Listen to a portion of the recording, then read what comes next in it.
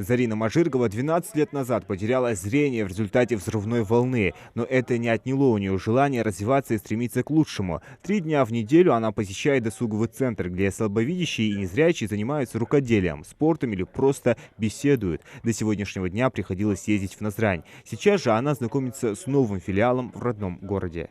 Здесь удобно, конечно.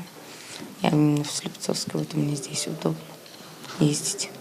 В новом центре установили 2 стола для настольных игр, шашки и шахматы, удобные диванчики и самый, наверное, привлекательный спортивный инвентарь – стол для настольного тенниса «Шоу-даун». Спортсмены решили оценить его в первую очередь. Алисхан Ганиев – действующий чемпион республики по настольному теннису среди незрячих, регулярно выступает на соревнованиях СКФО и России. В прошлом году занял 6-е место в рейтинге лучших настольных теннисистов страны. Вошел в сборную России, выступал на мировой арене. Сейчас он на 17-м месте в рейтинге. Как сам делится, проблема в отсутствии конкурентов в регионе, с которыми он мог бы тренироваться.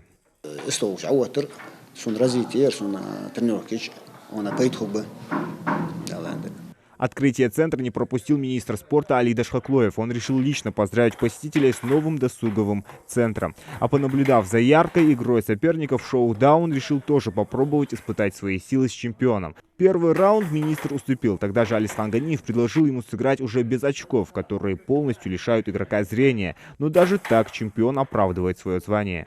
Получил настолько заряд эмоций, что действительно втянулся сразу в игру и почувствовал, насколько это сложно, насколько ребята волевые, насколько они отдаются своему любимому делу. На самом деле этих ребят нужно поддерживать, уделять им пристальное внимание. Конечно, хочу поблагодарить Национальный фонд развития региона, что они закупили инвентарь, стол для тренировочного процесса.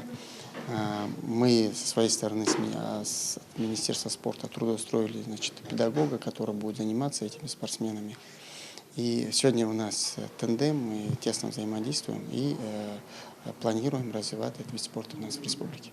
Также для незрячих в центре запустят обучающие курсы по лепке из глины, бисероплетению, вязанию и различные развивающие курсы.